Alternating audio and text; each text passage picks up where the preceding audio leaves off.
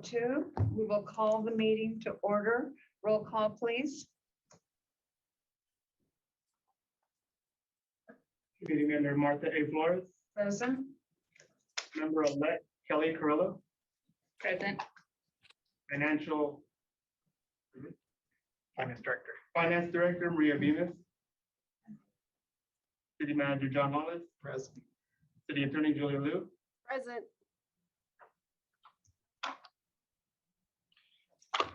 Okay. Thank you very much. We will now go into oral communications. This is the opportunity to address the audit committee on any scheduled matter. Unless additional time is authorized by the committee, all commentary shall be limited to 3 minutes per individual and no more than 15 minutes total. Do we have any online, electronically? No, Your Honor. Okay. Did we receive any electronically? No. Okay, thank you very much. We will now move into scheduled matters. Thank you, Your Honor. We have 5 items that have been scheduled for consideration for this, I would say, new meeting of the City Internal Audit Committee. I appreciate members of council's time and appreciate those that have joined this meeting as well.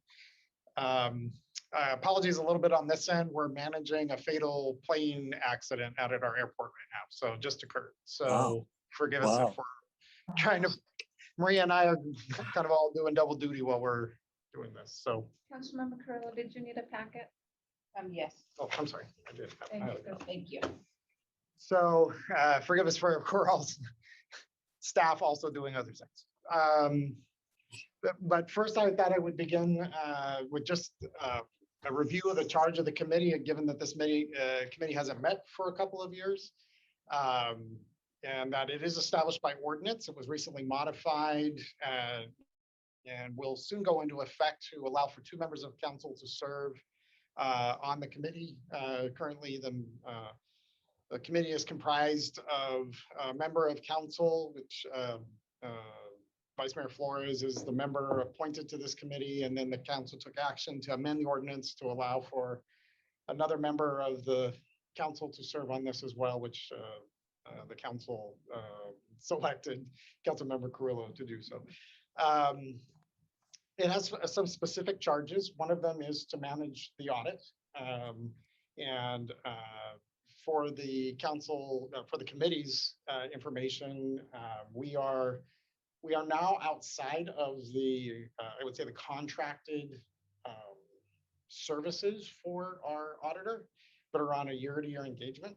So not for consideration today, but for future consideration would be whether the committee would like to make a recommendation to initiate an RFP for auditing services, or if it's satisfied with the services provided by the current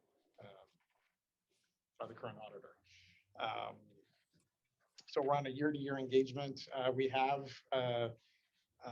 there's a copy in your packet of the engagement letter for this current year's, which, if it is an interest to do a request for proposals for auditing services, that this would be a good time in this next fall timeframe. It would actually be timely if that's the direction that you wish to do, because typically this time you would be doing an engagement of services for the next fiscal year. So they'll be doing the audit of this current fiscal year, which will end June 30th.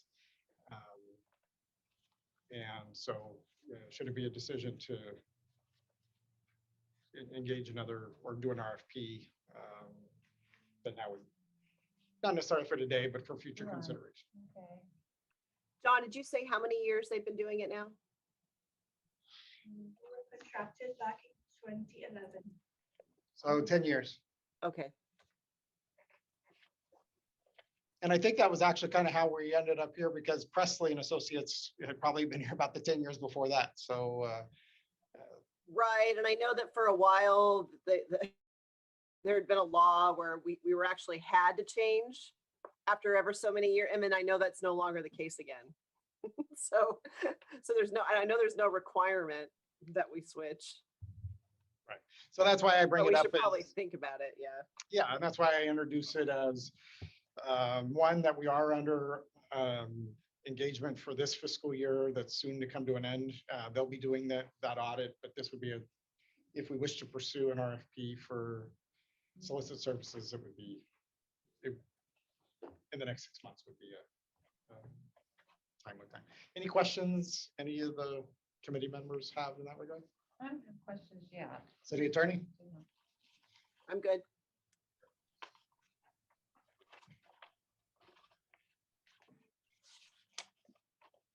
Maria, have you been happy with the auditor services? Yeah, it becomes easier as the years go by because we get used, or we don't have to explain everything all the time, the processes and procedures. So yeah, they're fine. I want to make comments because I did go through it and I did read the letter of engagement. I did read the scope and what the responsibilities are to what they do audit and what they don't audit it.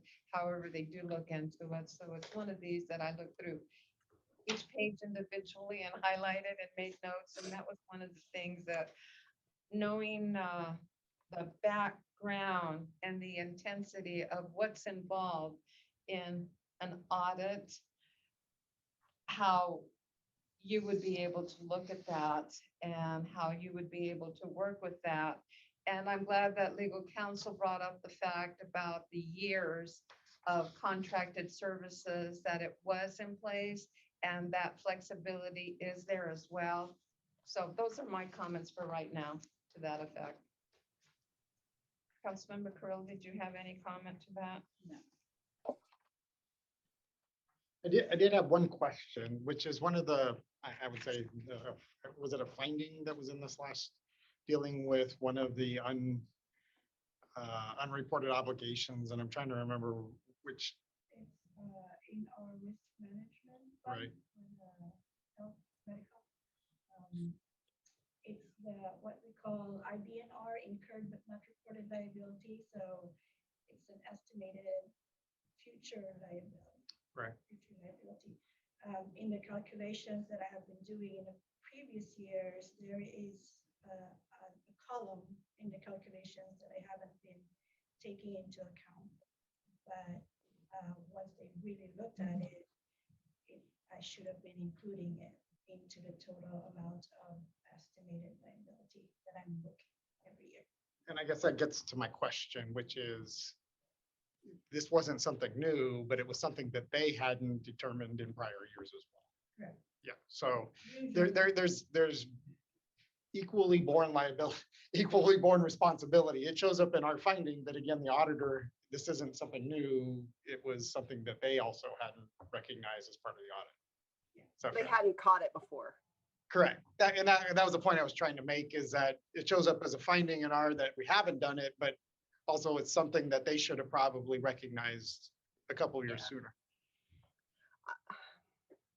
I'm just, Auditing is one of those things where I think it is good to, periodically go through and the process for an RFP, just because it is, the whole point is to have somebody that's, even though they know us well and it's easy to work with them, we also want fresh eyes often, because that's what you want from an independent auditor, is fresh eyes at times on things. So it's just something to consider. I don't know that, again, we don't have to do it.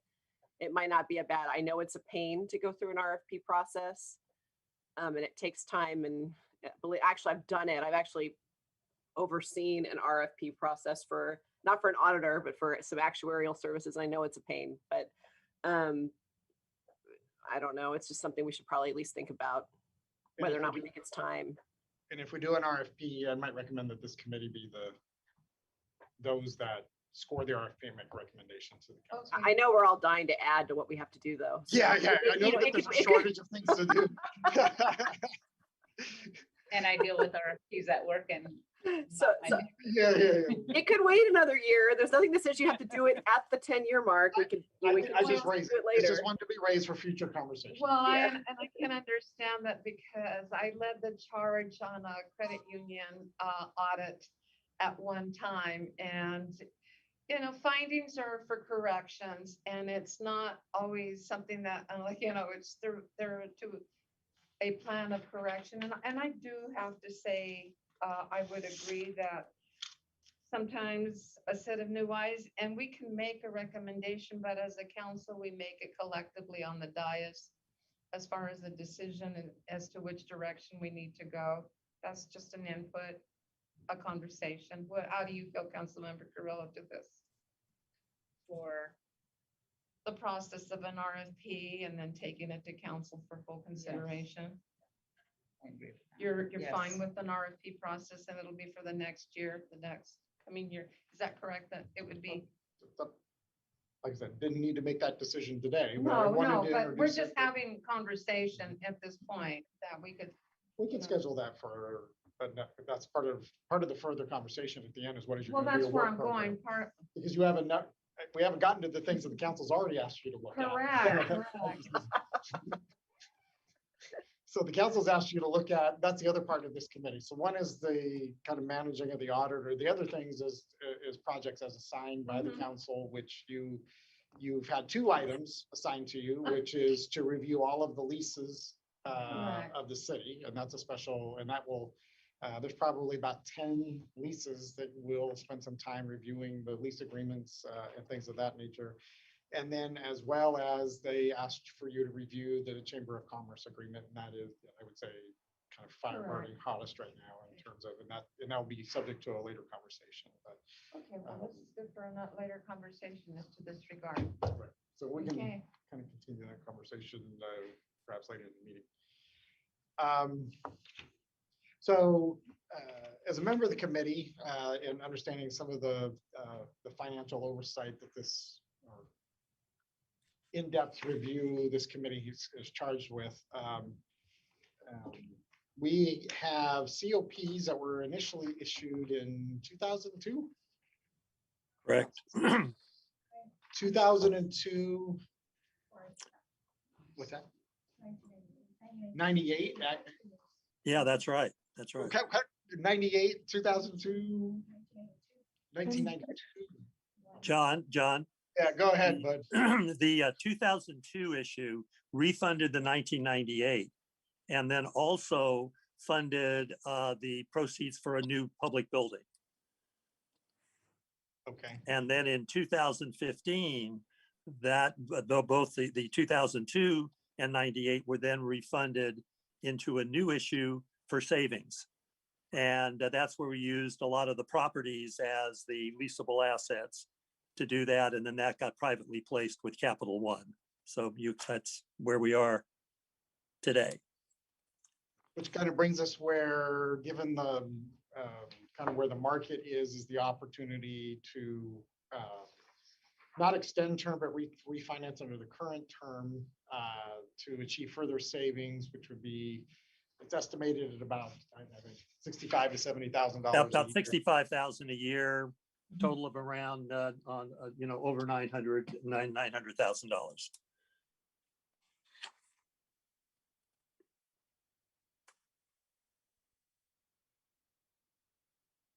So there's and with us is your municipal advisors. We have Bud Levine and underwriter Nikki Tallman and other members of the office. Would you like to kind of speak to that, Bud, or? Sure, absolutely. I'm Bud Levine with the Wolf Hansen, and with me is Rob Pankratz, who works with us, one of my associates. I've been doing municipal advisory work for the city, I think, since around 2006, 2007. And more recently, we had refunded the outstanding sewer bond issue you had for substantial savings, and then later on did a water project that was just done earlier this year. And then also with us here, and I'll let her speak to her own introduction, is Ricky Tallman from Brandis Tallman, now a division of Oppenheimer. Yeah. Hi, good afternoon. I'm Nikki Tallman, and I've been in the business for about 30 years. Although I still feel like I'm 30, I don't know what happened. And I've had the pleasure to work with the city since 2018. And we acted as the city's placement agent at that time on sewer revenue bonds. And then we worked as the city's underwriter for sewer bonds in 2019. And also again, this year in 2021 on the water bond project. So it's been a pleasure. And we've been working with your team on this refinancing as well. And Rob, you want to introduce Yeah. yourself? I'll quickly introduce myself. Hi, everyone. I'm Rob Pankratz. I work with Bud at Wolf Hansen. I've been with Wolf Hansen since 2017, and I've been assisting Bud since that time. I as well sort of worked in the background on the 2018 and 2019 sewer projects, as well as the 2021 water project. Okay, to pick this up from there, the way this issue has come about is that in 2020, early 2020, we were informed that Capital One, the holder of the 2015 COPs, was interested in possibly allowing an early refunding of those COPs. To back up for a second, the COPs done in 2015 were done at a 3.85% interest rate, tax exempt, and were eligible to be refunded for savings, if there were savings, in 2025.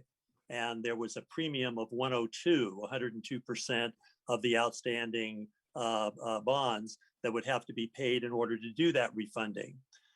Capital One was interested in allowing the city to refund early, and they were willing to waive the call provision of 2025 and allow a current refunding. And they would also agree to negotiate a lower interest rate. Now, this was in early 2020.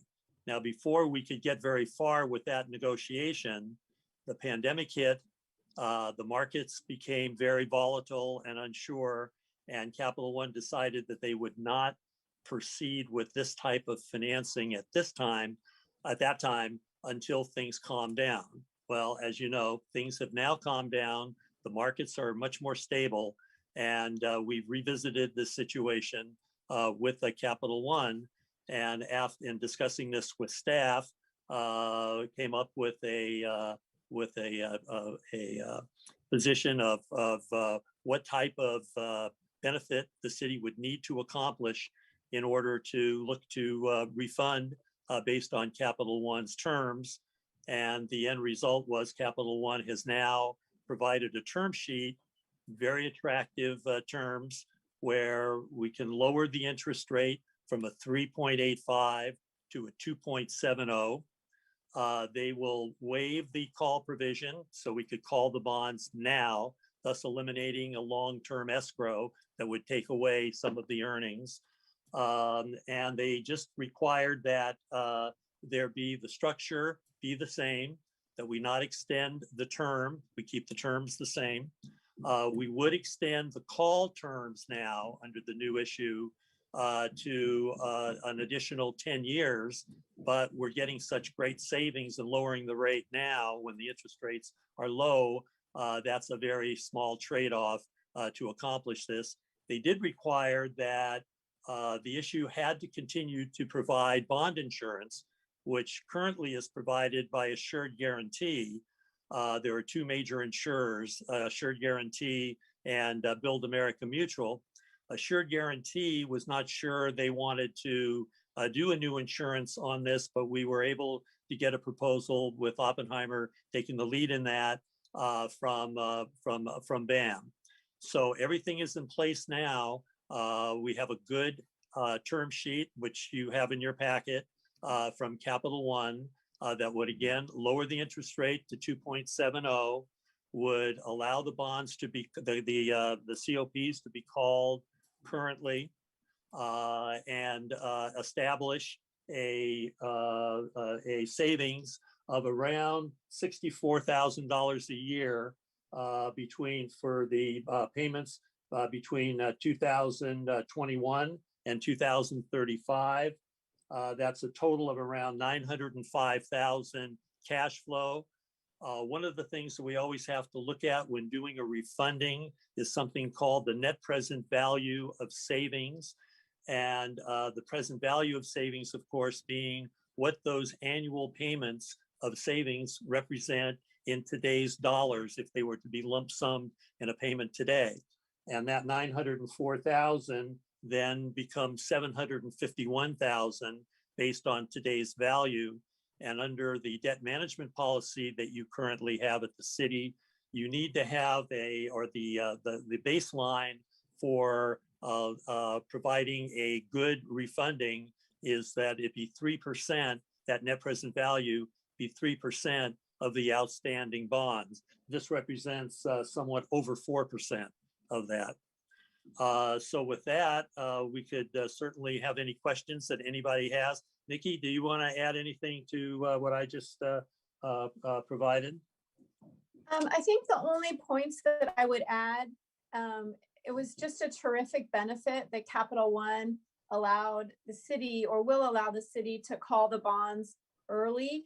And we did canvass the market along with Bud's firm to just get other indications of interest rate to make sure that the rate Capital One was offering was in the market, and it was just spot on the market. So it's a win-win proposal from Capital One.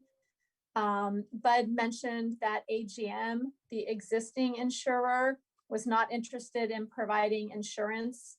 And we don't know why, but they said if they were able to provide it and they were interested, the cost would be about 95 basis points.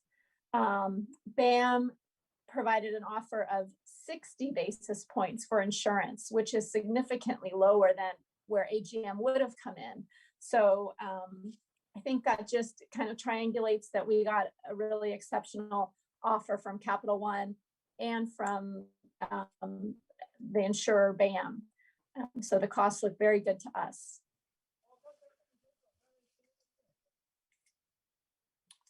Good. Anybody, any questions on this so far?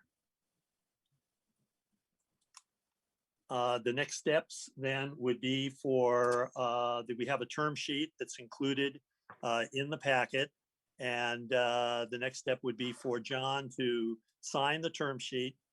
We're looking at, then we would have to send a call notice to the, we would make it a provisional call notice to Capital One. You have to give a 30-day notice, and they need to receive that. And we're all doing this before the council meets. That's why we would do a provisional call notice. If for some reason the council did not approve going forward, there would be no obligation on the call.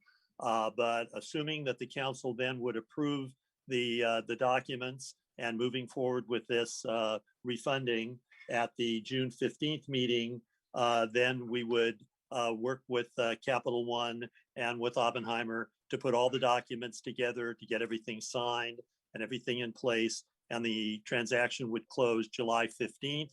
And at that point, the obligation to make the payments on the 2015 go away to be replaced by the new payment schedule, which, as we indicated, would be $64,000 average less per year. Very straightforward, and I think a very profitable and positive result for the city.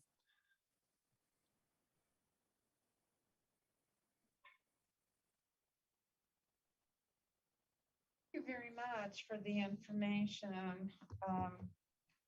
I'll just make comment that I read the packet and I looked at it. I didn't have any questions. It was pretty straightforward and delineated. Councilmember Carrillo? I don't have any questions. No questions, Aunt Maria? Julia? You're muted. There we go. Sorry. My only question really is, since this would require a provisional approval, I'd really want to know how the two council members feel about that, just because it will eventually have to go to the whole council for ratification. So if you guys are comfortable with that, I mean, I don't have any issues with the proposal. Other than to maybe hear from Maria and John, just to hear what their take is on it. But, and then again, if we're going to do this, this would be a provisional approval with then the council being able to kind of essentially rescind that by virtue of the meeting on the 15th, if I heard that correctly. Yeah, I could just weigh in on one quick point on that, Julia. This term sheet that needs to be signed has in it the provision that after it's signed, it's subject to approval by both the board of Capital One and the council. So we made sure of that being in there. So. Yeah, and just kind of, I could have signed this previously. In fact, Bud and I had a little bit of that conversation, but I thought with this meeting, because it doesn't commit the city, that is subject to resolution of the city council. But I thought it'd be best, as this meeting was happening, for you to review it, have given the charge of the committee. From Maria's and I's perspective, we don't see any downside to it. In fact, it's savings. Right. As part of your budgetary process, you're going to be adopting your budget at your next meeting. This would be a resolution. We are looking at closure at a closing of July 15th. Is that July 15th? Yes. July 15th. So this is going to move fairly quickly once the council, should the council approve. And you know, the good thing, which usually comes up at this point in the conversation on most refundings, is we get the approval and we tell you what we think the savings are going to be. And then we have to hold our breath between then and when the bonds are actually sold in case the market moves. Here, the good thing is we have that rate locked. So with the approval, we know we're going to get the 2.70 rate and that the savings are what they're going to be. That was music to my ears. The rate is locked. Yes. And that was one of the things, the moment you said that the rate is locked, and I understand where you're going, because I actually read the savings, the service, and the escrow and the issuance, wanting to know how I'm going to say, I believe we need to move with this, especially with the savings, but I don't know how Councilmember Carrillo feels. That would be up to her discretion and comment. Yeah, no, I feel like with the recommendations and the information provided here, and it's provisional that the full council approves, I think we should move forward. Okay. I agree. So I'll have the term sheet will be signed and transmitted to Capital One this afternoon. Thank you. Super. Be sure to copy all of us on that too, John. That'd be great. Super. Will do. Thank you. Thank And then you. this will be before the council on June 15th with the Right. resolution. Okay. Yeah, resolutions and all the documents that are involved in the transaction will be at that meeting also, will be provided. Thank you. So subsequently, I'll be working with Bud on a lot of paperwork for a Yes. staff report on Thursday. Yep. We'll be waiting to hear from you. Thank you very much. Thank you. Thank you. Nice to meet you. Nice to meet you. So thanks so much. We've got a couple of other items. I know one of these was the pension obligation bond Yes. conversation. We have a lot of, I would say this committee's got a lot of business in front of it.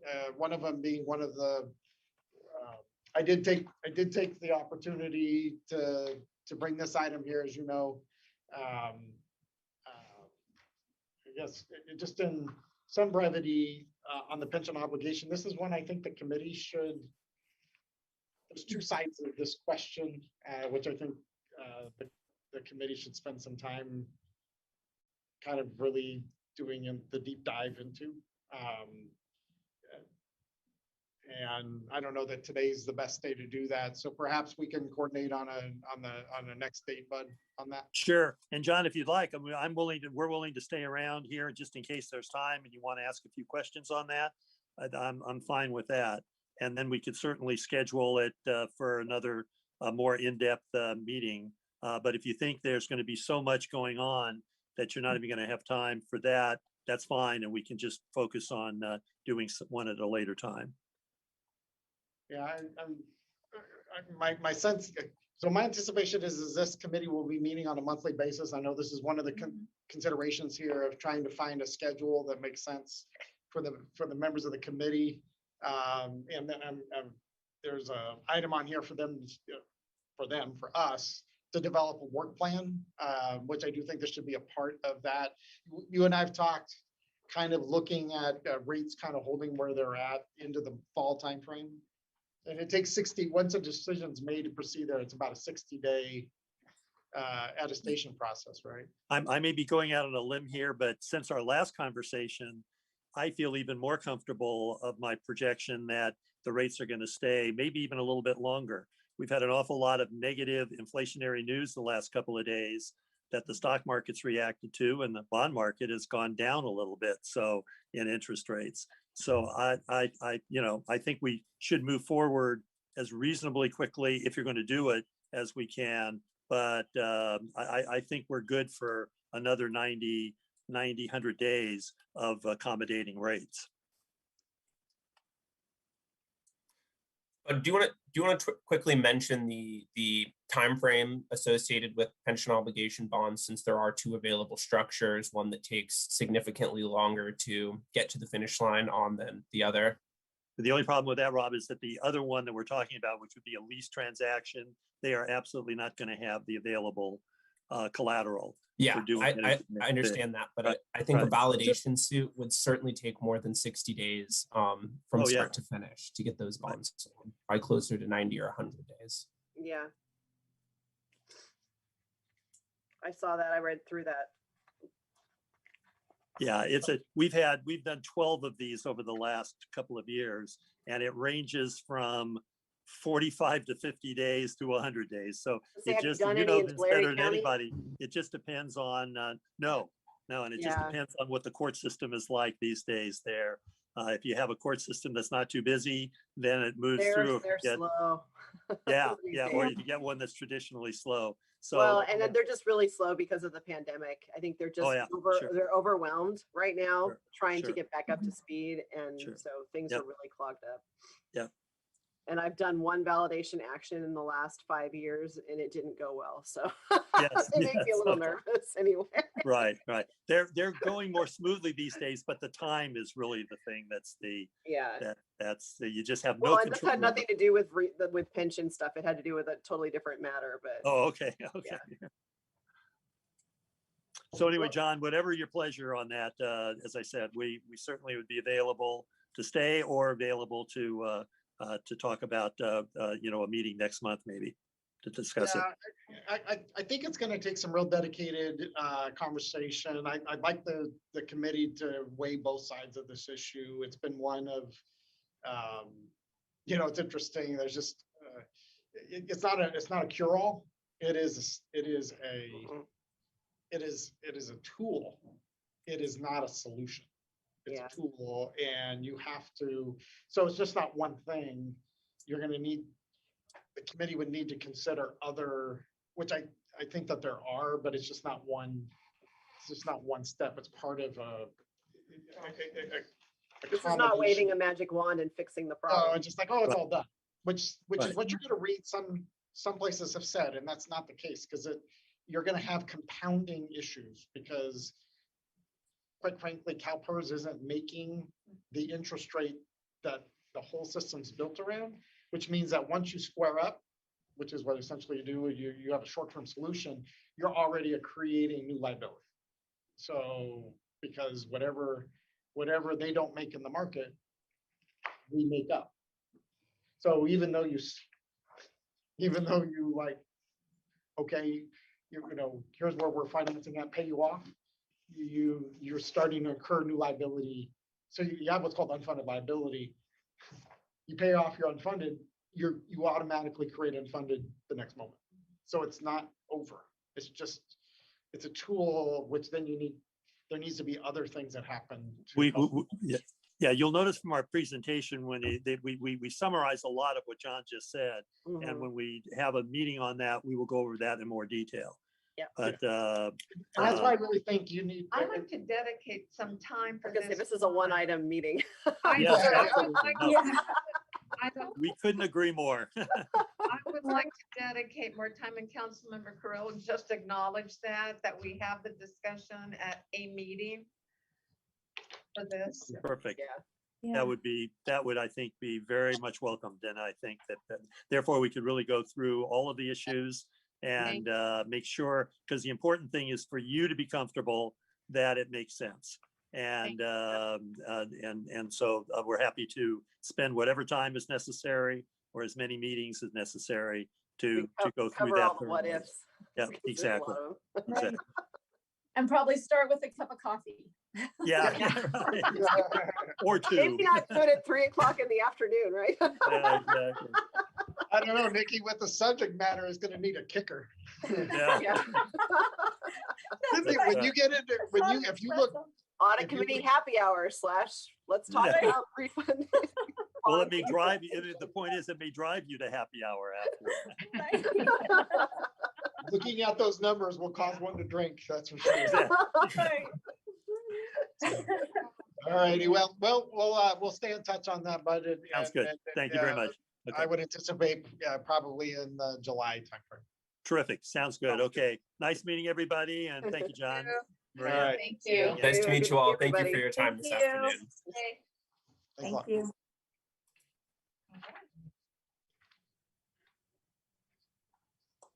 So, on to,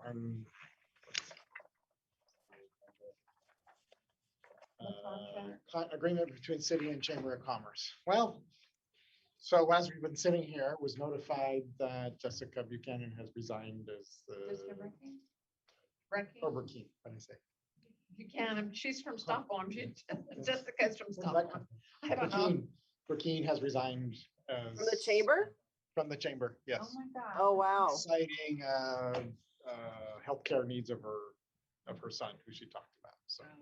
And that they may be, Jason's telling me, and then they may be relocating. They may need to move due to the medical conditions. Oh, wow. Okay. So, so that being said, we had our, the city council had its goal setting study session with the chamber now, what, 2-3 weeks ago. I don't know what the council members' perspectives on that were. Obviously, one member of the board, I don't know if they speak for the board, but one member of the board probably's interests are not in line with the city's. I think specifically it was just tell us what we need to do to get your money. That's not exactly how the agreement is fashioned.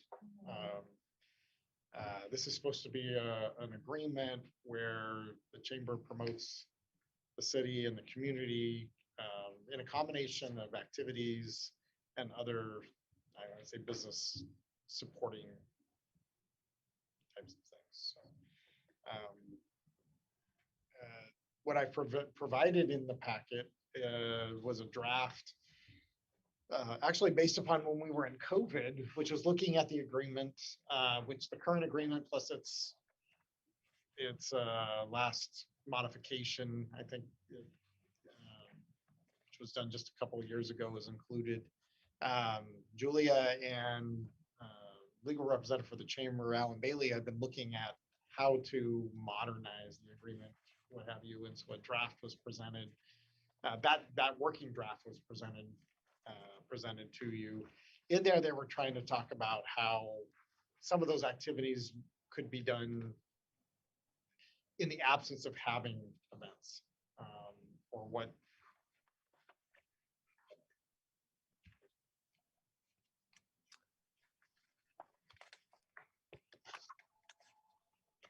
So it's really just an introduction of, with the chamber, with the council's direction that this committee wanting to have somebody take a, what is it that in this in this agreement. Which the city is the biggest. I asked my colleagues kind of what are their relationships with chambers right now. Porterville and Tulare are the only cities that provide have a contract with its chambers. Tulare's is very generic. It is essentially, so right now pretty sure Rob Hunt's at 10,500 and it's kind of just there isn't an agreement that kind of stipulates what it does. It's just that they are to recognize that they are a part of the supporting business in the community. They are looking to move to an agreement and to double that, something to the magnitude he said of 20 to 25,000. That's part of their budgetary process. So they're still working through that, but they are looking at formalizing, by increasing it, they are looking to move to an agreement is what so they haven't had an agreement. They've just kind of paid the chamber, is what I would say, in recognition of their contributions to economic development and supporting small business community. They're planning to increase that. They don't have an adopted budget, so it's not but they are looking to establish an agreement and certain. It's kind of the same question we're asking. What is it in our contribution of 35,000? And in my experience at the city beginning in 06, it had been 25,000. And when I came in 06, this conversation is what you'll see that was when it was okay. So it was 25,000 moving to 35,000, and in consideration of that 10,000, what other activities or prompting that increase, which at that time was how would the chamber and the city work together in the Friday nights in the park, the concert series, and in the programming of activities in Centennial Park. Centennial Park was a new park intended to bring the community together downtown, and I'll just be candid with you. I was a little Julie. I'd come from the school districts, and this was all kind of like new to me, and so all the different dynamics. So it was really, you had a new park, and how would its programming be used for the benefit of the community? And this is where the chamber and the city would work together in programming activities for Centennial Park. So that was where the summer concert series, spring concert series, and other events would work together. And in consideration of that, the amount was increased from 25 to 35,000, and it hasn't increased since 06. The agreement was most recently modified because of lack of reporting by the chamber, and I guess that kind of just goes to the chamber's communication with the city, which used to be every meeting about what's happened or what's coming up, and then there was a reporting at the next meeting of what happened, which had already been told to you, plus what was coming up. And so it was very. There was more communication, because I used to attend city council meetings and I was in the council chambers, and you did have reporting, you did have invitations by the person that was at the chamber and sharing it with all the council members.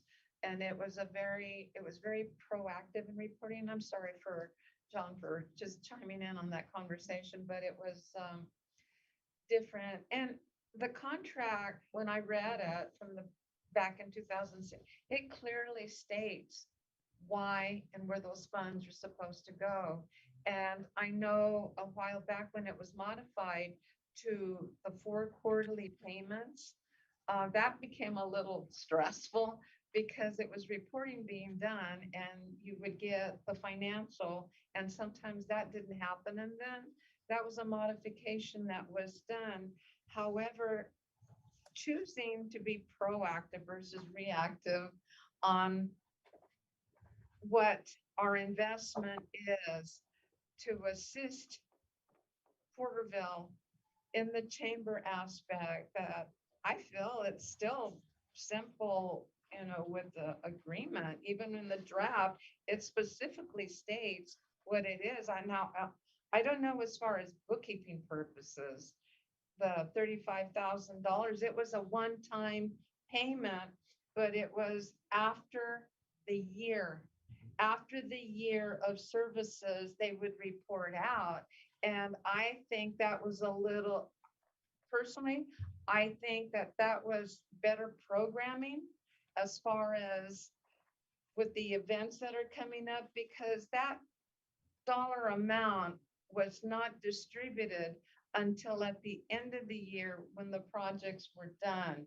And I don't know how, I know that a lot of has gone through social media and media advertising. So am I saying is $35,000 for that? And you have a time where you're promoting everybody electronically, and the venue specifically goes back to the events that are in the contract. So Councilman Cook, is there anything you'd like to chime in? Because we're having a conversation right here. I think the thing that makes it challenging is the lack of communication, one, but just the past year, the COVID. So, I mean, you know, for them to not be able to provide those, they're clearly outlined, but not be able to provide anything, you know, according to the agreement. But there was no communication to even determine, well, what, you know, can we do or what would work right now? But I also, talking about the quarterly payments, I can see how that would be a lot to manage. In all honesty, their first, the agreement, the initial agreement, take away the amendment, it actually contemplated them being paid at the beginning of the year. They just had to do the report for the preceding year before they got the money for the next year. Okay. But I think it's sort of somehow turned into this, now you're paying us for what happened the prior year. It's not really what it was. It's just, I think maybe cash flow that may have turned into what it was, because they literally couldn't function without it. And so then it became that they needed it, you know, it was almost like we were paying them, you know, now they wanted to change it to payment in advance. Well, it never wasn't not payment in advance. I mean, only because it changed to the quarterlies and we were paying, you know, now we were stretching it out. We were being their bank for them so that they couldn't spend all their money, all of the city's money all at once. And that was, I thought, their request, wasn't it? That they wanted to receive installments instead of lump sum. Yeah, and that came when Monty was the executive, is that from a cash flow standpoint, because what was happening is that they were behind. Instead of being ahead, they were behind from a Right. cash flow standpoint. And so as a matter of like you just said, it was before, but it became after. That's what happens when you get behind. And now you're waiting for the next. And so then it became a matter, well, the better way to manage it is if it's done quarterly. Plus, it was twofold. The quarterly was required before the payment. The quarterly was required because there was no communication. Right. There was zero, nobody came, zero was happening. We went from every meeting to nothing, and then it was, okay, well, at least there needs to be something on a quarterly basis. So that the amendment was required to require quarterly, which then it was amended again from a cash flow standpoint.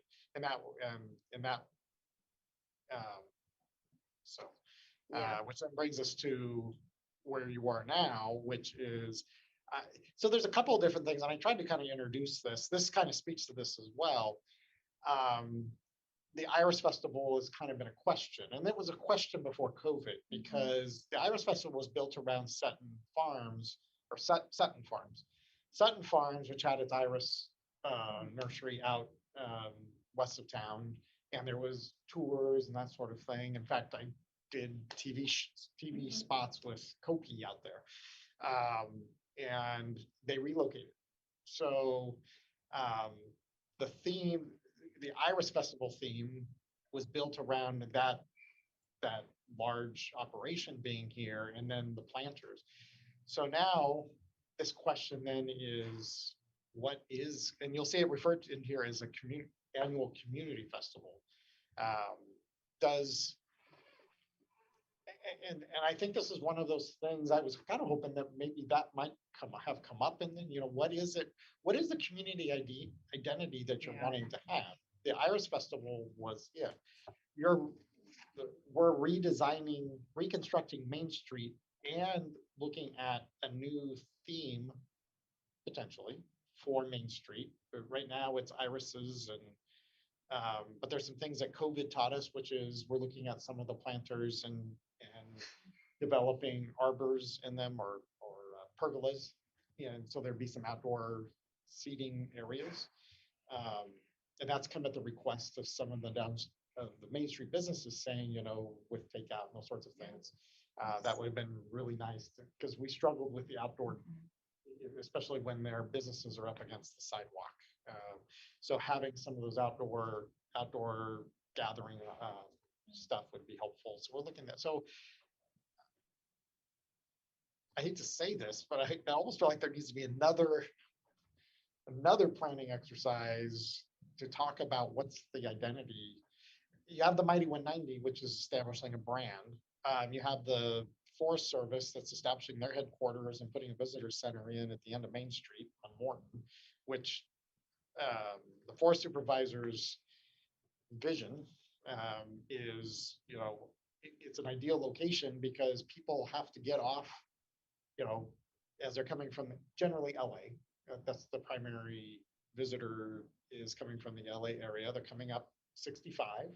I want them to get off on 190, the Mighty 190, get off on Main Street, come down Main Street, come downtown, eat lunch, experience downtown, come to my visitor center. They're going to have RV parking and that sort of thing, have a kids playground that's Sierra themed, and then, experience Porterville's downtown area, get back in their car and either go up to the Trail of 100 Giants or go up to Yosemite. That's go up through Three Rivers. So that's her, we've had a couple of meetings with, and I'm, you can never make anybody happy every time, but just reconstructing the street is going to be a huge component of this. We talk about in Main Street so 3 years from now, in the summer of 24, the intersections all being done artistically with colored asphalt. And it will be really nice amenity to Main Street. So thinking about what is that theme? Is it Sierra themed? I mean, do we? I don't know. Those are just some really large subjects up here.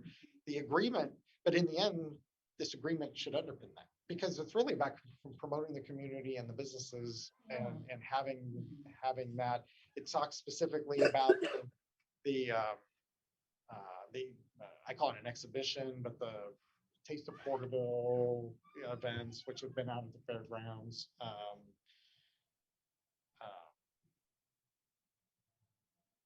So and then obviously with the news today, it's kind of in an uncertain. That's what I was gonna say, and I'm gonna hopefully get legal counsel to chime in on this one. And this is a scenario. It's a very simple scenario, and I'm gonna use it here. That with the recent resignation, if there is no person in that position, then the board becomes the people that are running the chamber. They would be micromanaging or managing the chamber. Where do we stay with our 35,000?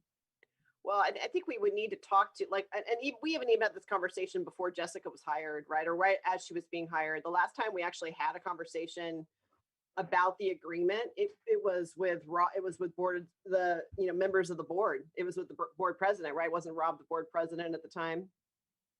And so we could still do that. Nonprofits can operate like that. I mean, there's nothing that prohibits them from doing that. They're a little bit different than public agencies that way. It's better for them to have an executive officer, and they should ultimately have one. I don't know, it's a policy decision. I don't think that we're prohibited or restricted from continuing to pay them. I think they're going to need payments in order to actually hire somebody. So it becomes they rely on our money right now. We know that probably too much, and that's been a problem, but we can't get them out of the vicious cycle if we just cut them off because they won't be able to hire someone. So it's a little bit of a difficult, a conundrum. I think they call that a catch-22. Yeah. And a catch 22 And it- or a pickle. Depending on Nice where you're baseball from. term. You're in a Yeah. pickle. You're in a It's pickle. like a tough time to not support them. So do those quarterly payments, have they this year just gone out Mhm. at the quarter? Okay. We are current with them. They'll have their next quarterly in July. Yeah, probably. July, which would be capturing their April, May, and June activities. Who's on the board right now? That's a good That's question. a very good question. would I be a went on good to the list website to see, couldn't find Couldn't it. figure it out. We need to find out who's on the board. Also, right before the meeting and there was nothing on There that. was nothing on the website to say who, and I, as you recall at the last council meeting, I asked how many there were and that they have a total of 14. But I didn't get, And if they have a board of 14, they need an executive committee then, because that's too many people to manage, properly manage an entity. well, and the one, at the time before, I looked and there were 4 vacancies and that was for the year 2021. That was at one time on the website, but there's nothing on there now. Hmm. And at that time that I looked, there were 4 vacancies, but it was reported that that's how many board of directors. And I asked the question at the last council meeting, is if they had anybody on the board from a lending institution or any financing, and they said no. I was trying to be inquisitive to gather more information. Like who do they have as a, who serves as their fiduciary? Yes, I was Respon- hoping that there was Fiduciary somebody, responsibility some person. fiduciary responsibility, Mhm. correct. And which is why when I was asking the question and looking at the financial, that it had changed from the previous report to the next report as far as the line items. And I was trying to figure where is the money that where would I find the money that the city of Porterville invest in? Yeah, I would think that until they get this, their structure situation fixed and they get somebody on board, it's probably better to at the very least, keep the agreement the way it is with the quarterlies until, just because that way we're not handing them a huge pile of cash when they don't really have any management right now. I agree. And we would revisit this when the, Well, we and- need to reach out, I suppose, and see if we can I get believe someone over so. there to tell us what's going on. Okay, well, I think the board chair is Dennis Ickes, so we'll have to Great. see what the status of things are. okay, thank you. What about you, Maria? Any input as far as the disbursements? Is it easier to do a one-time? It doesn't, okay. Just remember some years for, don't remember saying Financials, right, to go, and, okay, that was in the past. Thank you. Well, that won't not be recent past. That became a really big deal. What was the Shelton Council years? That became a really big deal then. Mhm. And whether they were audited financials or unaudited.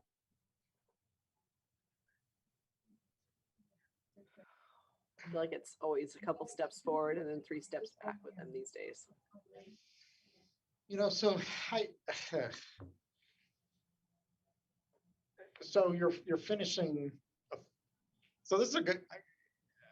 I guess I would say, so we're finishing I would say a fiscal year, which, similar to the EDC, it's in the budget. It may be something that you wish to,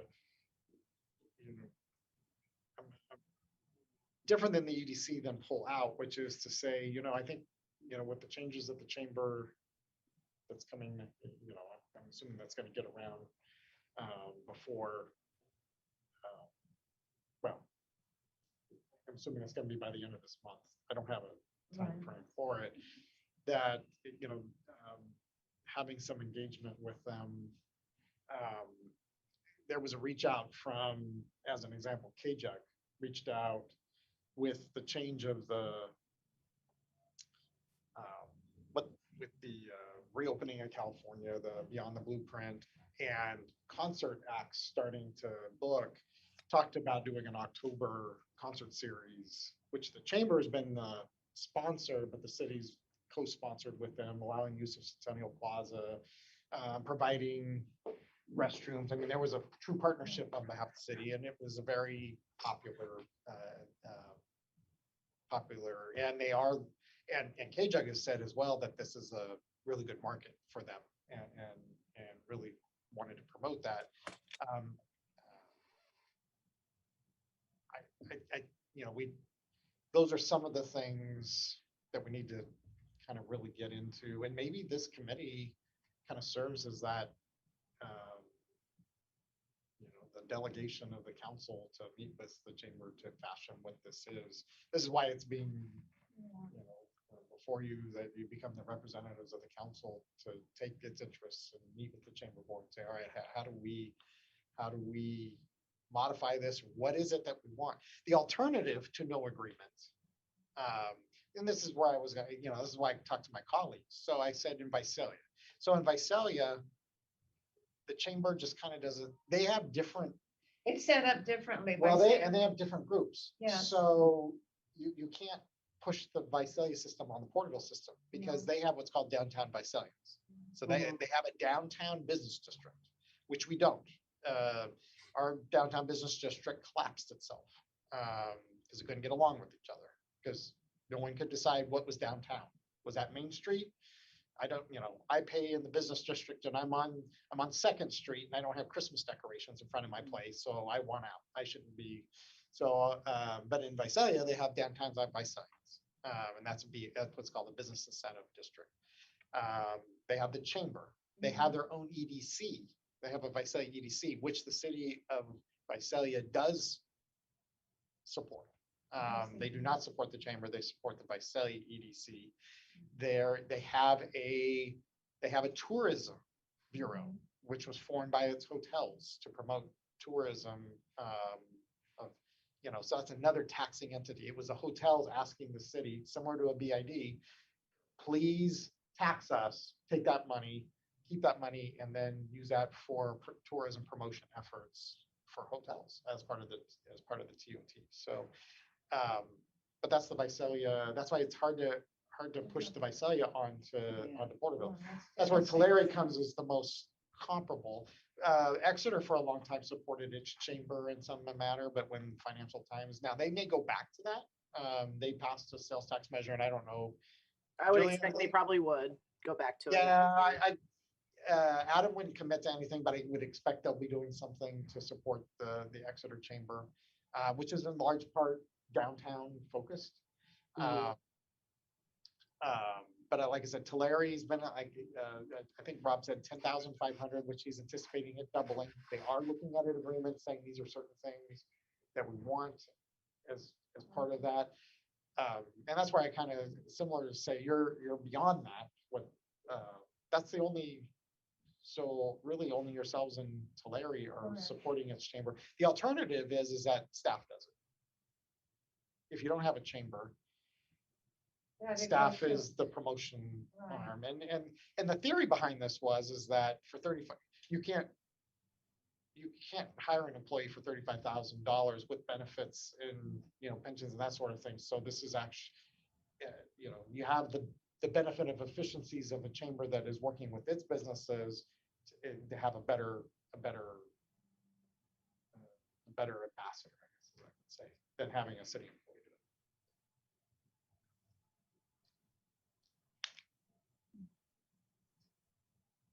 it. There's just a lot that has, especially now with the news, and we just have to look at it, revisit, meet with the chamber board.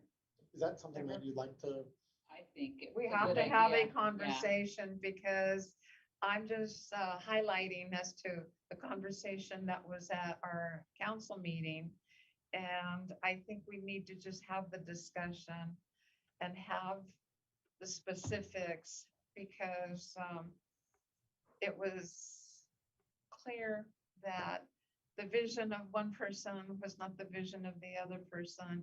And it's here in the contract and we can have a discussion with that. I think it might be more productive to have that Exactly. type of discussion than with, in front of council. But That they're like- way, Yeah, sorry. I didn't mean to interrupt you, Kelly. Go ahead. oh, no, that's okay. And then I was also not, who would we meet with though? We wouldn't want to meet with 14 board members. No, it would be, they have an executive board, I believe. That's what I'm wondering. Do they have an executive committee? I don't even So know. they do, but there's been a recent change to that as well. Jason Pommier, who was the past president, resigned from the board. I don't have any details on that, but he resigned. So it's,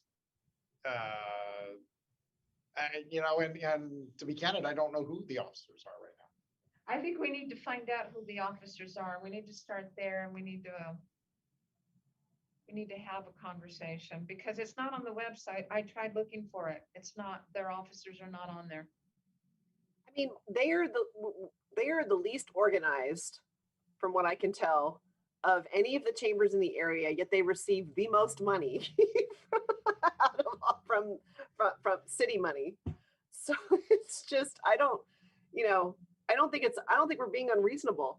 I don't think so either. And I have to say that and I have to agree with Councilmember Carrillo, but I'll emphasize that the reason that discussion was brought to full council was because it was an outreach and a correspondence that was sent out to all of us electronically.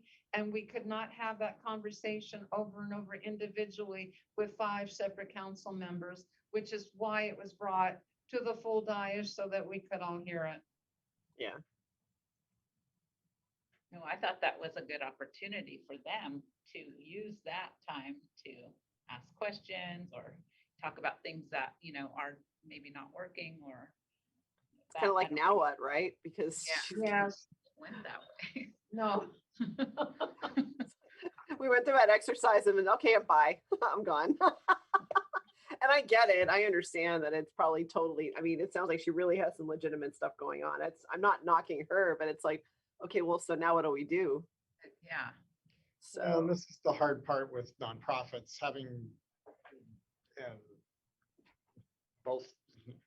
having experience with nonprofits. When the executive directors leave, that's very challenging. Yeah. Family Crisis Center has really struggled when, from a consistency standpoint, nonprofit executive directors are very difficult to secure. yeah. correct.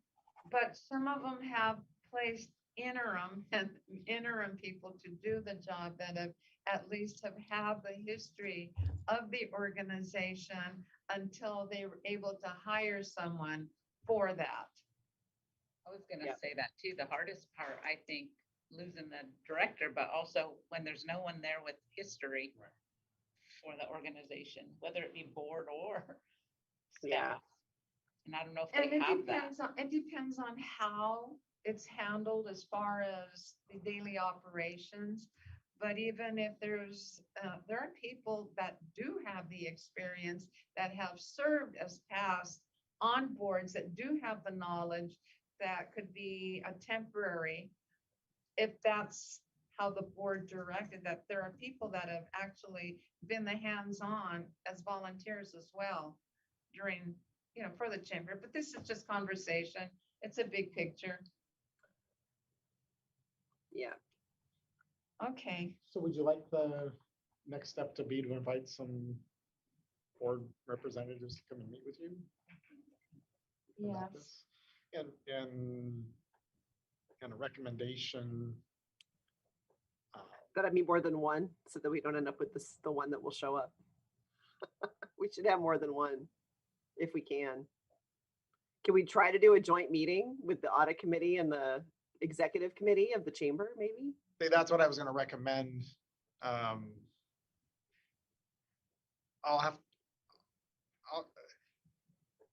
Jason, so Jason needs to be a part of this conversation too. He's kind of the city's liaison.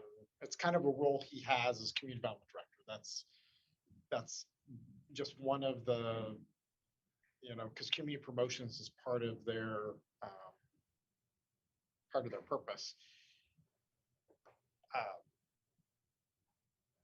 He and I will reach out to Dennis and about to talk about this, and maybe that can be this goes all to your work programs when you want to have this meeting. I might suggest it's it's all going to be new, right? So my guess is at least a couple of months for them to find somebody. I'm sure they're going to do a recruitment and hopefully secure, or maybe they have a second candidate from their, I don't know. I know that previously they have been looking at interim,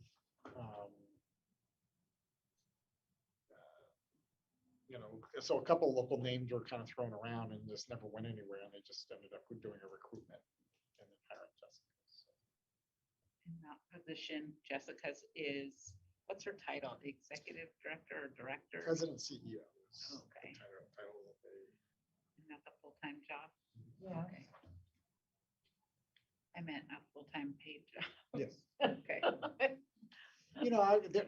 There's a lot of, I was telling the vice mayor, the Michelle Smith, who's the president CEO of the Kings Tulare Homeless Alliance, announced her resignation. She's been there for the last couple. So there'll be a new, again, it's a nonprofit. Like I said, nonprofit agencies are very difficult to. Yes, they are. Okay.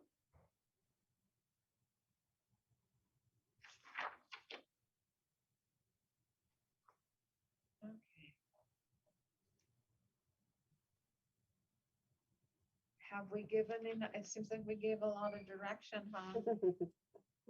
I think it's, So Jason and I will reach out to Dennis to talk about having a meeting with his executive committee, whoever that Could is. you please ask them who, a list of their board of directors?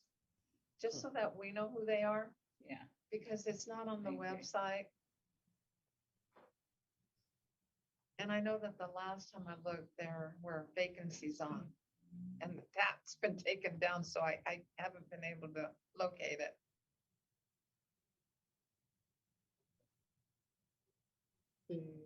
I think we've covered a lot of ground. Do you have anything, Can't Councilmember? think of anything else. Yeah, we tried, there's certain things that are, obviously downtown. This is where it gets really, when you look at other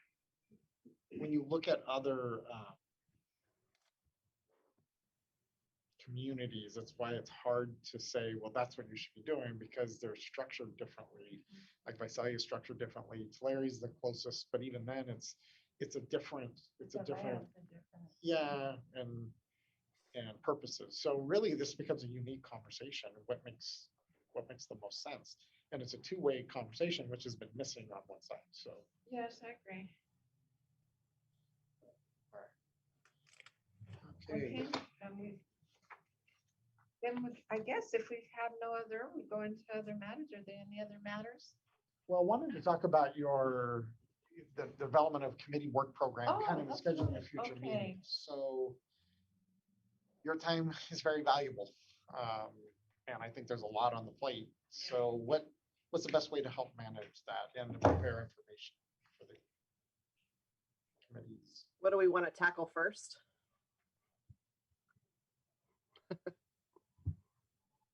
So you've got pension obligation bonds, which is really a bigger question of what's called your unfunded pension obligations. You have unfunded pension, which it needs to be a bigger conversation, because there's things that we do already.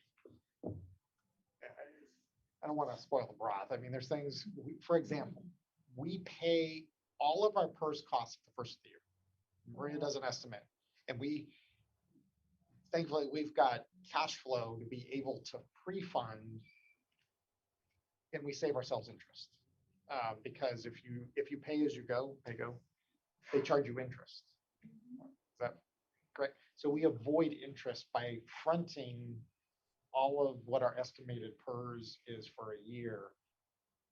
That's, for example, that's a tool, but that's not available to everybody, but it is available to the city, and we do that.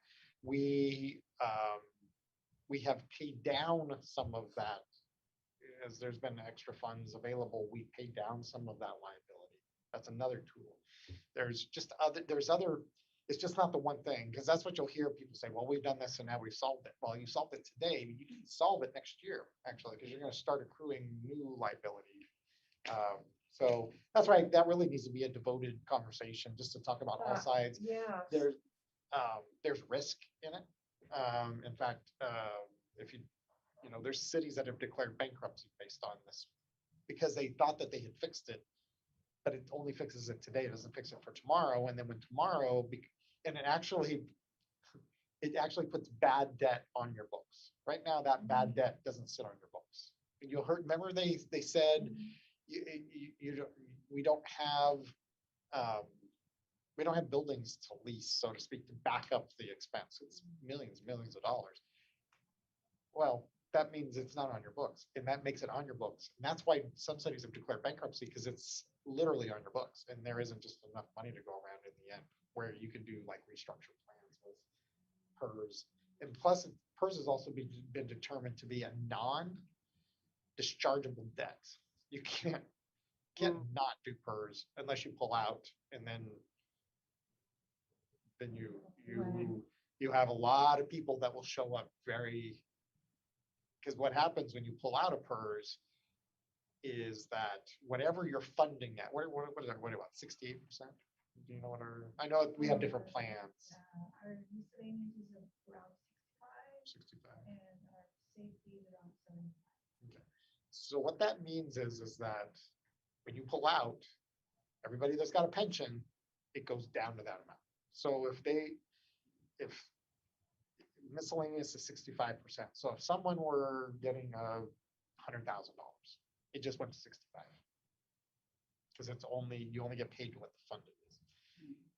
And then there have been lawsuits against cities that have pulled out. Generally, they've been small to make up the difference. In fact, there's been legislation that's been introduced that says if you do that, because you've made a promise to employees and then you don't keep it, then you're still financially responsible for it. And so there's been lawsuits. So there's a number of, as I said, this is a very murky area. One that, and when you look at our financial report card, is the state, this is one of the areas that there's two areas that they kind of, which we don't, I don't know, what was the state controller's office kind of does a deal. So this is one area where they kind of say, well, the city doesn't really have a plan to deal with its unfunded liabilities. And then our OPEB, which is other post-employment benefits other than pensions, they also kind of hit us up on, but that's not really a big driver on us because we don't have lifetime medical. Once you're 65 or medical eligible, you're on your own. We don't pay towards that any longer. And so, we mitigate our exposure on that. So, but that was is that what you're referring to, the medical benefits of ongoing for that area until they're 65 or medical eligible, and quantifying what that future liability is? Is that what they were kind of in the, okay, so that's a whole meeting to itself. That's a one meeting. That's, and I'll get maybe coffee before additional that ones. And then there's maybe a couple. There might be multiple meetings. It's just, Yeah. there's trust, you can set up trust accounts. That's what I would recommend if you did it, where you don't take, because they're going to tell you you're going to save $1 million. So now you got $1 million in the budget. I wouldn't do it. I'd put money, if you did it, I'd put money over into a trust account to pay for future, and restricted only for pension obligations. I mean, Well, that being said, I will tell you that it calls for a meeting. oh yeah. It calls for a separate meeting with not the other things, you. but we have to have the other meetings as well. And I once a month, agree. do you want to have meetings once a month? Yes. Okay, If we ever need to have sooner meeting or anything, I'm open for that. In scheduling, I just told John, I can meet sometimes during the day. I just, as long as I know ahead of time. ahead of time. Yeah, right. then I could try to coordinate it into my schedule. I think we have set meetings every month, most of the time. Then there's always those, like today, we had a personnel thing, so I have just got out of a 2-hour meeting for that because I was proxy for HR last week, so that was just to close that out. But stuff like that comes up. But Correct. usually, for the most part, I can plan like a week ahead, know That's what my good. schedule is. Okay. So do you want to try to meet once a month or more frequently than that? What's the? I'm okay with once a month right now, but if Once we, a month now, we can add to them. Go from there. yeah, because I think, as the library one starts letting up also, because right now that one's at 4, once a month at 4 p.m. So it's Oh, still I thought you cutting in. said 4 meetings a month. I was Oh. like, wow, I'm missing No, we that. have that, and then we Okay, do so have 4. the other one that I think they're on different dates too. The one with the consultant for the library. So there is 2. They don't always fall on the same day. So would off Mondays afternoon, when's really best for you? Well, Off Monday is a good one. And on off Monday. That's typically, Afternoon. it's typically good for me. There may be a few where I'm gone in the summertime, so let me check here. like July 26th. July 26th. I think I'm around. That's, Should work. that one's okay for me. What time is best to? 3 o'clock was good to start. I don't know which is good for you. If I could do 4, that would be even better, That's because fine I'm with checking me. my phone until 5. Okay. I don't like 4 doing o'clock that is fine. during meetings, but Audit committee meeting, 4 p.m., July 26th. What would you like on that agenda? What's the priority? Oh, It doesn't have to be. Is the chamber well, we need, so we have chamber, we have unfunded pension obligations. We have the leases. Maybe do you want to start with leases on that one and we can reports on the start other things? bringing leases I think in. so. But I do think we need to have some conversation with the chamber and the one meeting, I mean, the one that I would like to, I don't know, Councilmember Carrillo, this pension one, we really need to have a separate meeting for that. This one be a one item. You'll get to hear that one twice, for sure, because that'll have to be explained to the council too. Oh, this one, Which one?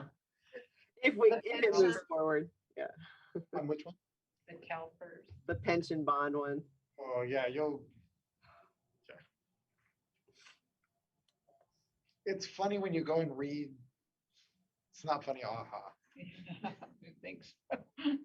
A lot of cities are doing it, and every time you read about it, they're like, well, it's a no-brainer. You're you're paying something down at 3.5% when it charges. Where are we at now? 7%. So they're like, yeah, absolutely. They charge 7. But here's the thing: if PERS doesn't make 7, and they make 6, you've already accrued now an extra percent of unfunded liability when they don't make 7. And already they started at 7.75 and they ended up at 7, or were they at 8? 7.75, they're at 7. And already so they thought, so we had to make up that difference. When you want to know why it got, and why we're now paying, geez, general fund's paying what, 6 million a year to PERS? It's the whole. So the 1%. whole obligation is 6 million. So 6 million a year, general fund, water, you know, wherever the employees are working and the funds that they work from, collectively, it's about 6 million a year. And that's our annual contribution, which a portion of it goes to the unfunded. But that unfunded part is getting bigger because they're not making, so it was all built around 7.75. Well, then they changed it to 7, but then they pushed. Well, when you change the earnings, somebody's got to pay for it, and it's the employers. And they don't, and the employees are, well, our employees are actually paying a little bit more. We've negotiated increased amounts on their behalf, so it's not. They have, and that, like I said, this is a really big conversation about different, you know, does the employees pay more? To what extent does the employer pay more? We've done things, change plans. Yeah, I mean, there's just been a lot of. John, I guess the question I have on this is though, is it still better than if we didn't do it at all? Or does it put us in a worse position if we do this, if we go with this option, this bonding option, and then CalPERS underperforms, which they've historically done? Does it put us in a worse position if we're doing nothing than if we had just done nothing and continue the way we're continuing, or does it still? It depends on who you ask. If you ask a finance person, they'll say it's better. If you ask a auditor, they'll say it's worse because it's bad debt. You see it on the, but aren't we having to do that with GASB anyways? Aren't there new regulations? I thought there's new rules that the auditors now cover where we have to show that or something. It is shown on our financials. So the total liability is included on the face of the financial statements. I'm sorry, what was that, Maria? The total pension liability is included. It's reported on the face of the financial statement. Okay. So yes, you are correct. It is a complicated matter though, and advisors. So I'm going to say that, oh, sorry, go ahead.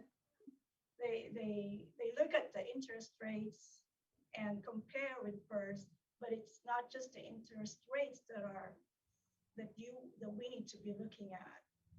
There's just so much market volatility. Even if we pay that amount to CalPERS, it becomes part of the plan assets, and it affects the value every year. The value is different depending on how the markets are. So it's not really just the interest rates that we should be looking at. Right. Okay. So what I'm gathering then, this is what the non-financial person takes from what the financial person says. So it's reported, but not in such an obvious bad debt type way that it would be if we went to this bonding option and then have this issue, right? Is that what I'm hearing? It becomes a more straightforward bad debt situation than kind of the way it's having to be reported now. I don't think you can bankrupt a city based on its obligation to PERS. Okay, but you might, because now it's a bonding obligation. Okay. Right. So once you bond, now you have creditors, right? You have somebody you owe money to, as opposed to PERS, which you're not going to declare bankruptcy on PERS. I mean, I guess. Right. You've turned it into a more traditional debt instrument. Correct. That's what I'm hearing. Okay. Yeah. So that begins. Okay. That's another thing too that we should look at is if you're looking at bonding for infrastructure or buildings in the future, this is going to be part of the things that will be looked at that might be good for our credit for the city. So it becomes a credit report. So again, translation, it becomes a detrimental, thing that'll be much more flaggable in your credit report or your credit history. And not only that, As a positive or negative? As a negative. Okay. As a negative, yeah. If PERS underperforms, which it historically has over the years. And it will. And it will. So that's why it's not a fix-all, it's a tool. And you have to weigh the pros and cons. But see, this is the point that Maria's making. We already have general fund debt in the COPs, and now you're gonna add this debt to it, ultimately it can preclude you from incurring other debt, because they look at you and just say there's actually a formula you can run. You can look at, Maria would have to run it, but you look at what the valuation is divided by your payroll to tell you whether or not it's it was So in. if you're looking at having to bond for like the library or. It could preclude that opportunity, because so right now it's not considered, I mean, it's bad debt, but it's sitting over there, and that's like, well, that's the city's, and Maria will get this. How are you guys dealing with that? Well, I told you, we pay upfront in the year to avoid interest charges. We have paid down debt as funds have been available. We don't have a dedicated policy. It might be maybe in lieu of this, you do a dedicated policy. If there are funds left over every year, you allocate just like your reserves. Portion goes to fund the unfunded liability. And you could use different funds for that right now. Well, you can only, you General can use general fund for whatever you want. But typically what happens is that it's proportional to whatever so if you have an employee that's paid out of water, their liability is attached to the water account. But what you can't do is say, oh, we've got $1 million in the water account, we're gonna pay down the PERS deal. You're like, yeah, it has to be restricted just to the employees that pay.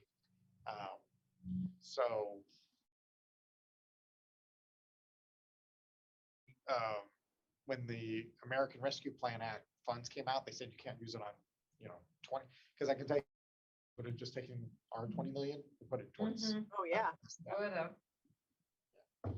So, so it's bad debt, it's just not on your books, and it doesn't, cities that have declared bankruptcy. It's kind of funny, every time we talk about the rates can never be lower, they get lower, right? So they have people that refinance them, but they refinance it back at like 5%, right? Because they thought, well, we're doing it 5% instead of 7%. Well, then bad things happen, and they tried to, they ended up defaulting on their bonds and, declaring bankruptcy and discharging. There's just, now, those are the horror stories. That isn't to say you can't do it, but again, it's part of a you got to have several, what are the other things that you're doing? And I would say we're doing some of those things, but if you were to do this, there'd be other things you'd want to do to make, because there's still going to be risk, and PERS isn't going to make its marks, and you're still going to have to come up with money. So you're going to be paying that money.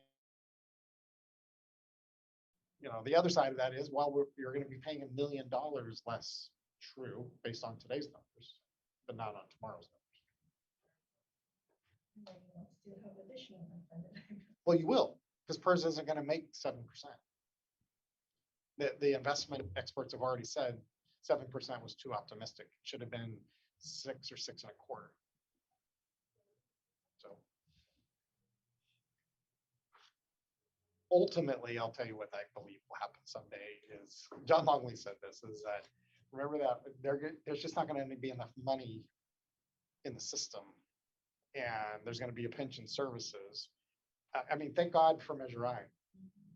You don't have this situation, because I promise you, if you didn't have Measure I, you'd be feeling this very, very hard, because you didn't have the ability to hire more personnel, more fire and police. So you have to have Measure H and Measure I to provide this. So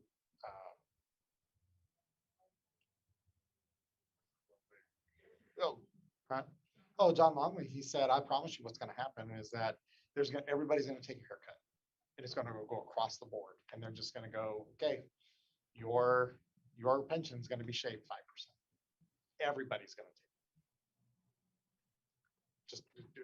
just it will be a determination, because they can't make it. That's his prediction. He didn't think it'd be in his pension career, but he said it will be in yours. Welcome to the. I don't know, it'll be in yours.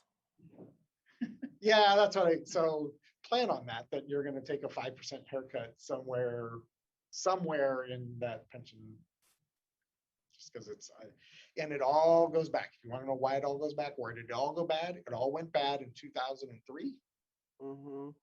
when Gray Davis, PERS was fully funded. Oh, We didn't even have employer costs. The employer costs were zero, which is crazy when you think about it, because now we're paying what, 40% plus? Okay. It was zero. And the PERS people with whole just came to them and said, we're full of money, you can increase the benefits. We can pay for it. And he's like, oh, okay. So they increased all the benefits.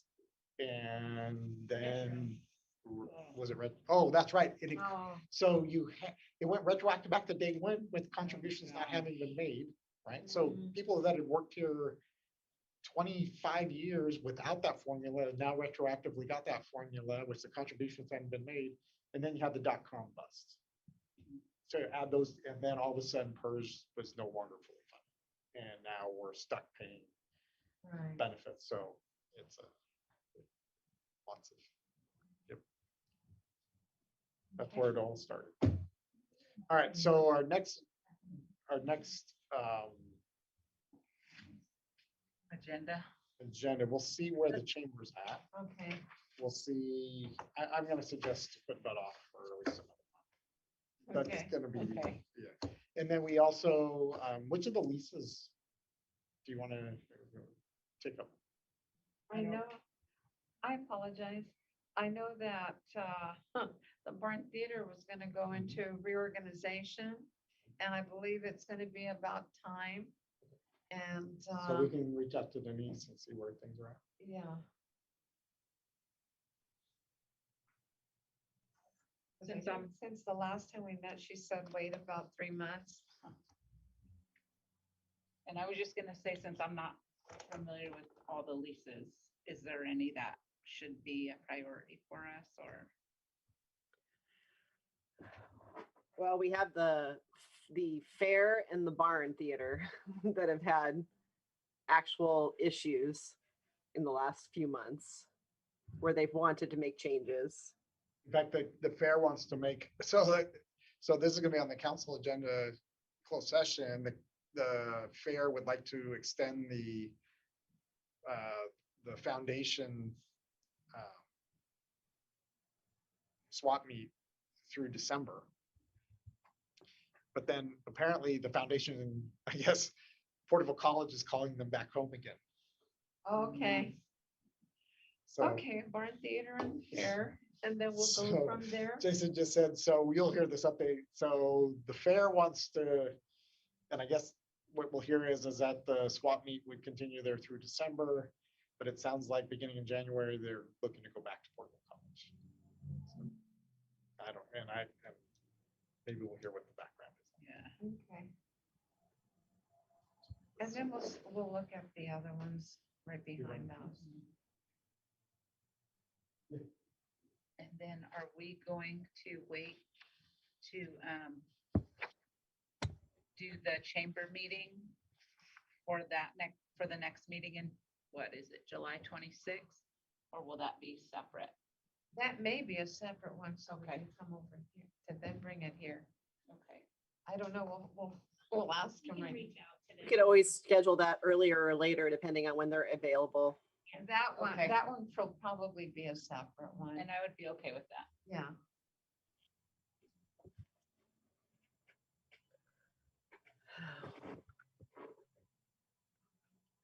Did John give you guys, I hadn't heard about what happened out at the airport.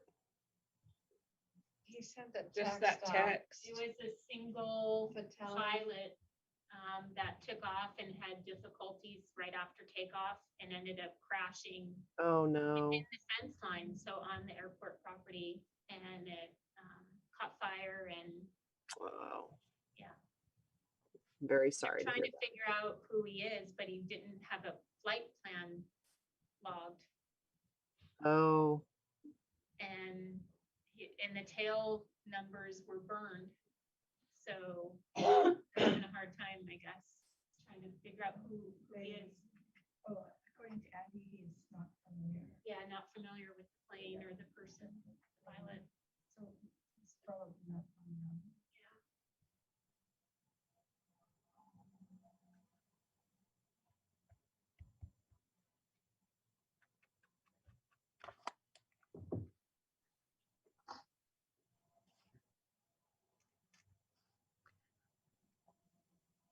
Kelly, thank you for the email. I got it. So I'll Okay, follow up with them on that. okay. And then if you need any other information, just let me know. Great, thank you. Mhm.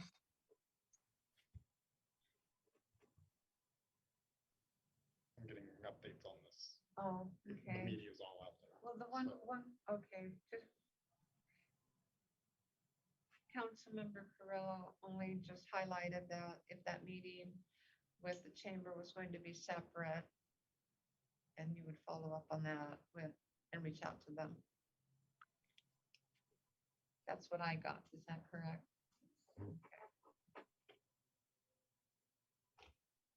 And did we say the barn theater lease, or was it which The one? was- barn, for the next one, the barn theater, and then. Well, they had asked for us to hold off, or has that changed? I know, remember that was the last She thing, asked right? for They like said, about 3 months. She asked to hold off on at least for 3 months.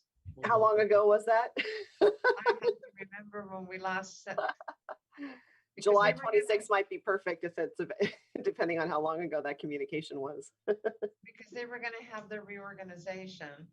That's Well, right. And we can put barn theater or fairground. We'll look at Correct. one. Yeah. Okay. And then we should probably, has somebody collated all of our lease and license agreements to see what we've got? No, we need to do that and. Okay, Okay. Yeah, all right. Maybe at that next meeting, we Have could a just list. see a list, yeah. that would be perfect. See, we don't. Even better, we'll give them all to you for your bedside. I was just gonna clarify, that was the truth. Just- That's the list. You just want a list? A How about a cover sheet with all of them? Yeah, can we a few at a time, right? Like, we have not, I mean, we have like with Sierra View, with Centennial Plaza, Yeah, there's just a number of, And the like I said, there are around commission. 10. US Just Forest almost Service for the commission, airport, Forest Service, the airport. all of the hangars at the airport, which I would look at it as just a standard lease. All right, so we'll either be barn theater or fairground. depending on Okay. where- Okay. We'll give preference to barn theater if they're ready. Okay, and then we'll also see if there isn't, see where the chamber's at. Okay. Okay. yeah, the fairground may be moot by then because we're gonna talk about it at the council meeting, so. But we have the broader, anything else, maybe just to look at the license and development agreement, make sure that there's nothing that needs to be followed up on. I think these meetings will be helpful anyways, just to be able to go through the agreement together and hear feedback from the staff on that. And then maybe schedule, we can present a copy of the last RFP we did for auditing services. I don't want to. Okay. And then by that time, Councilmember Krillo will be a official member of the committee and can take action. on Yeah. recommendations. Oh, that's right. I keep forgetting Uh-huh. you're not official already. Okay, Okay, thank you. Alright. No other matters? Okay, good. I go, I'm like, no other matters. Well, then it is 4:45. It's okay.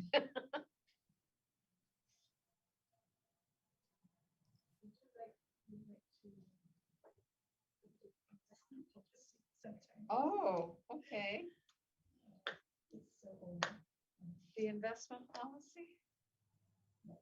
In the future?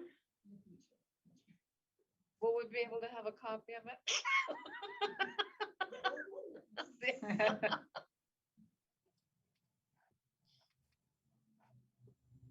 where are we at with a banking RFP? That was another one that this committee did. Kelly, I told you. This was gonna be fun. Yeah. I think Politics 101 on that one. That was Bank of Sierra and Union Bank. Okay. I mean, literally in the council chambers, like. because we were with Union Bank.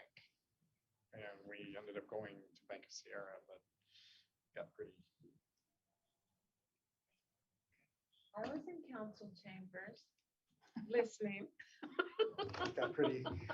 the daggers were out. Okay, So, all righty. all right. So now, 4:47, and All right. we'll adjourn the meeting. Oh, thank you.